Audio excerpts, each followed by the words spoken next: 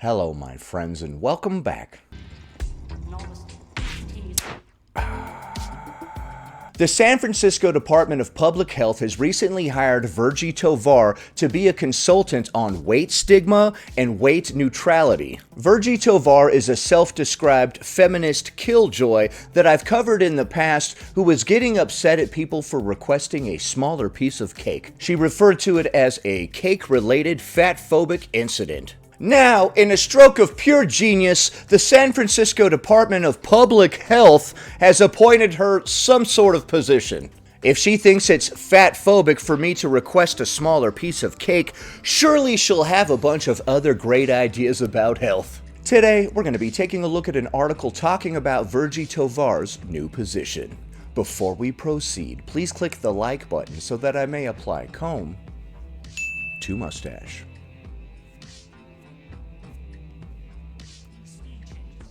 San Francisco hires fat-positive body image expert to work for health department. What? Boing, boing. Okay. Virgie Tovar describes the job as an absolute dream come true, as department yet to clarify what role she will play. I bet it's a dream come true. Here's Virgie looking excited.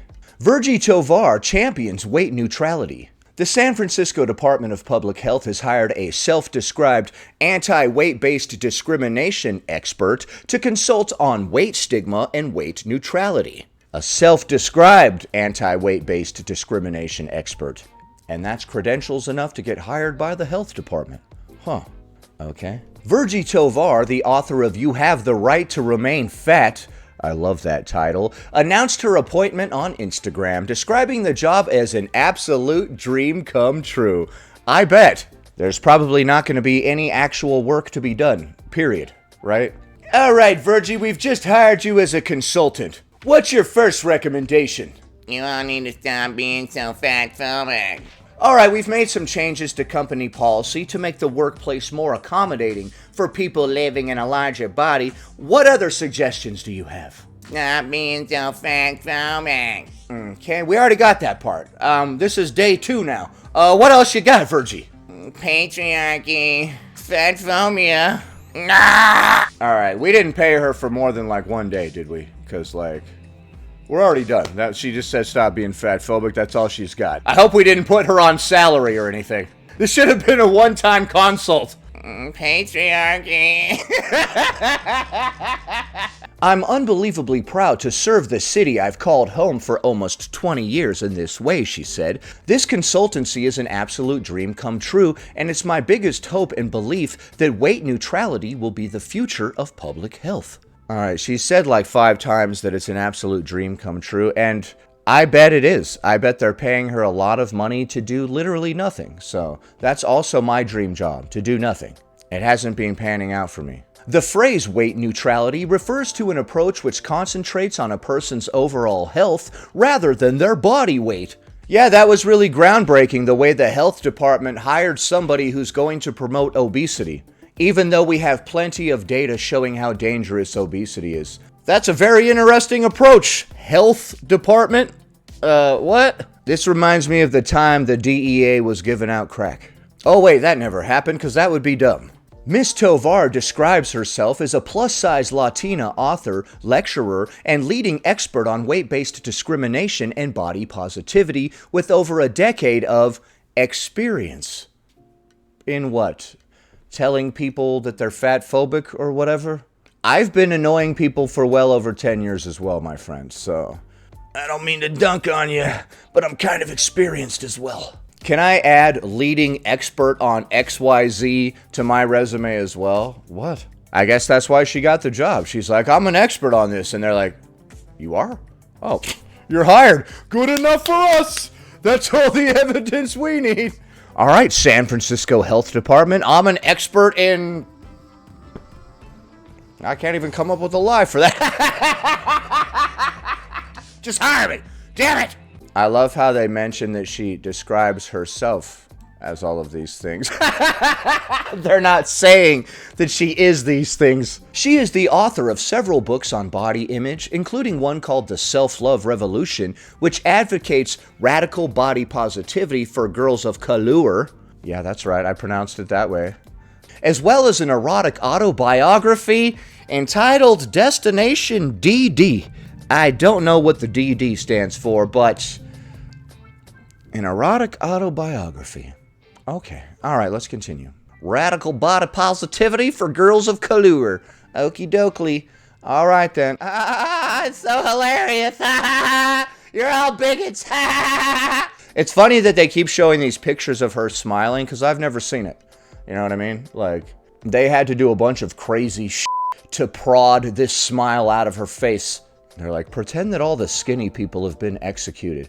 The caption says, Virgie Tovar wants weight neutrality to be the future of public health. Okay, well, that's not public health. That's just giving up on public health, right? If we start pretending like obesity doesn't harm people. She is also a journalist and has recently written for Forbes about how to host a size-inclusive Thanksgiving.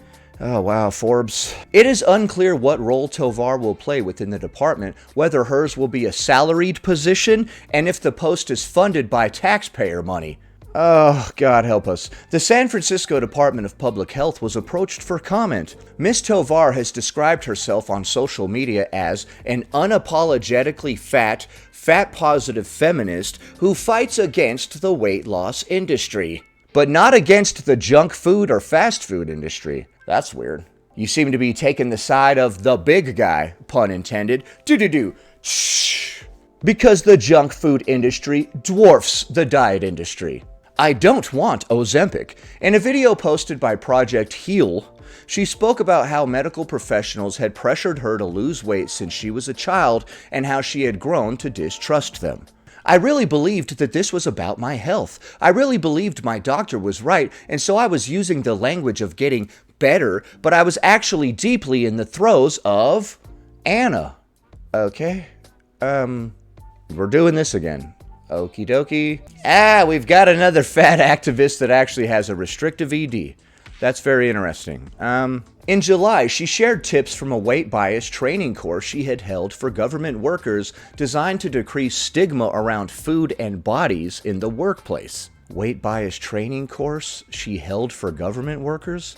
Why are governments and health departments and all this type of stuff, Forbes, hiring this person to encourage people to be obese? The funny thing is that she would probably call you privileged if you were thin.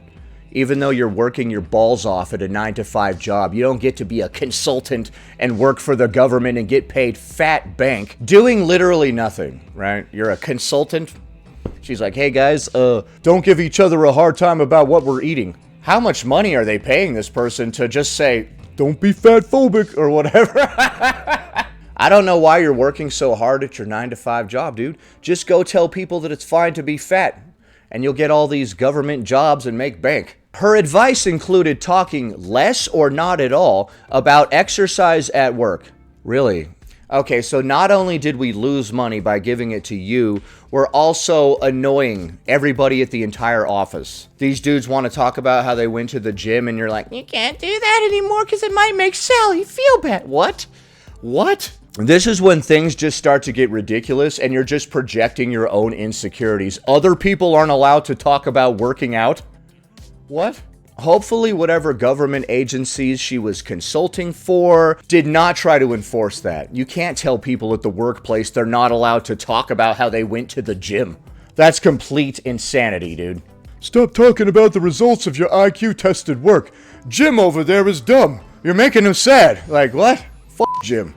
Alright? F*** Jim. I'm going to the gym.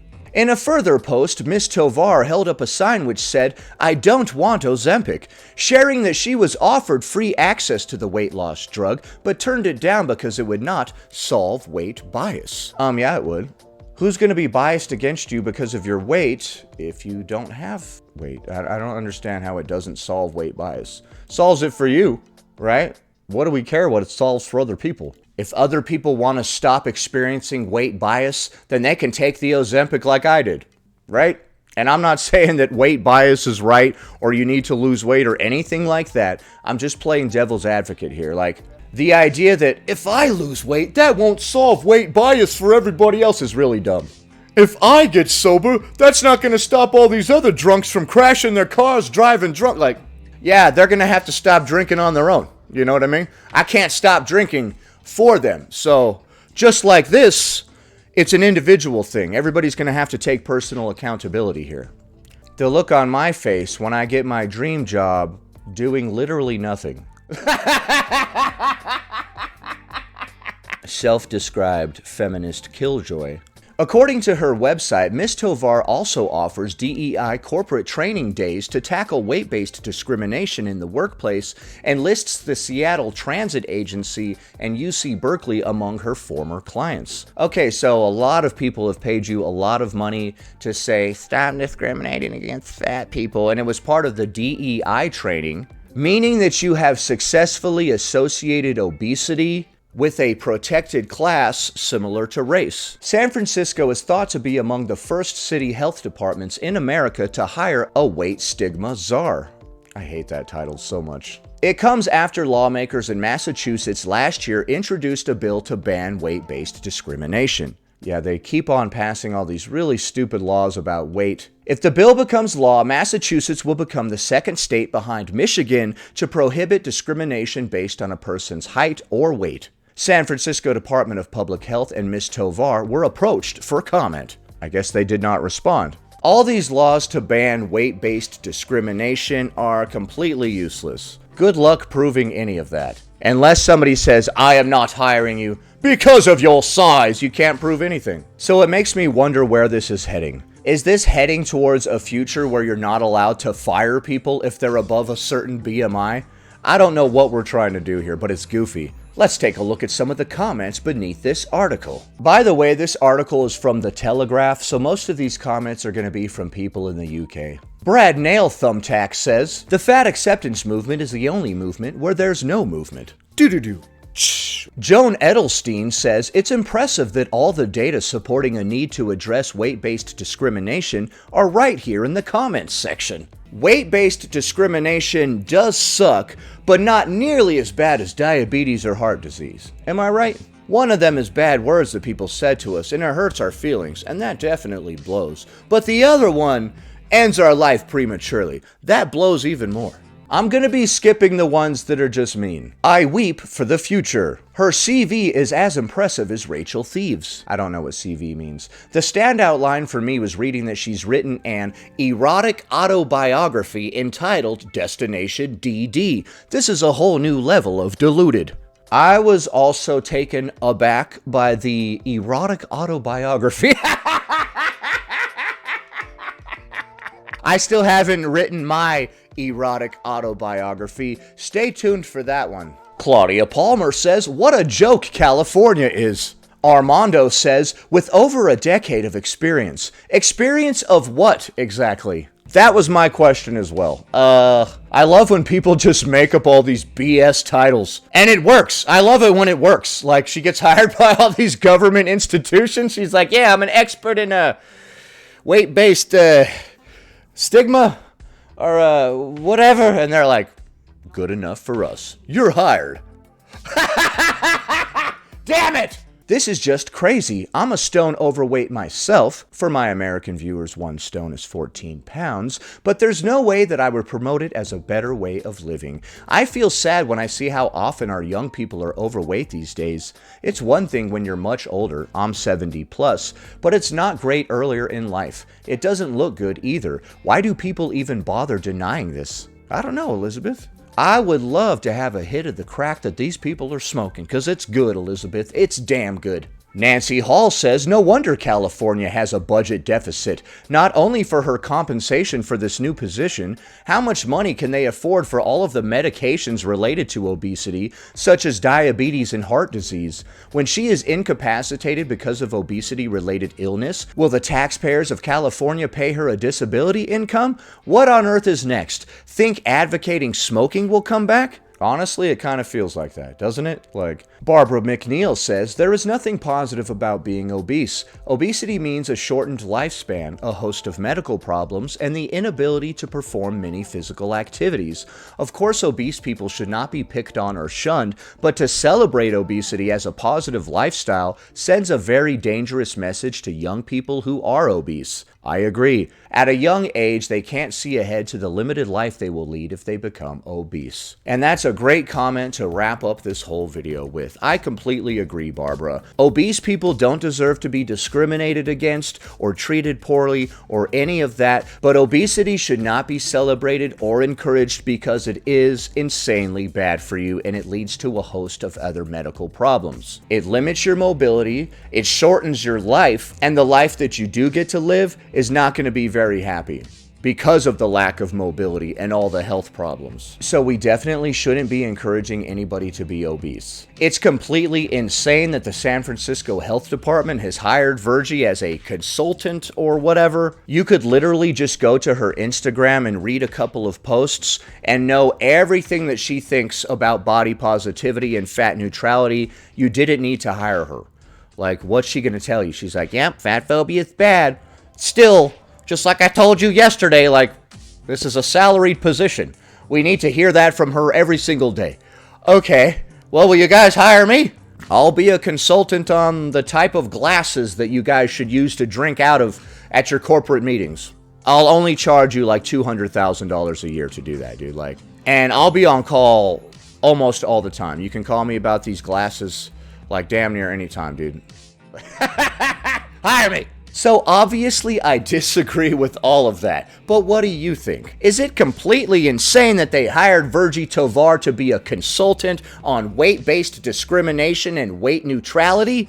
Leave a comment below. Happy Tuesday, everybody. Anyway, that about does it. Thanks for watching, commenting, liking, and subscribing, and I'll see you in the next one.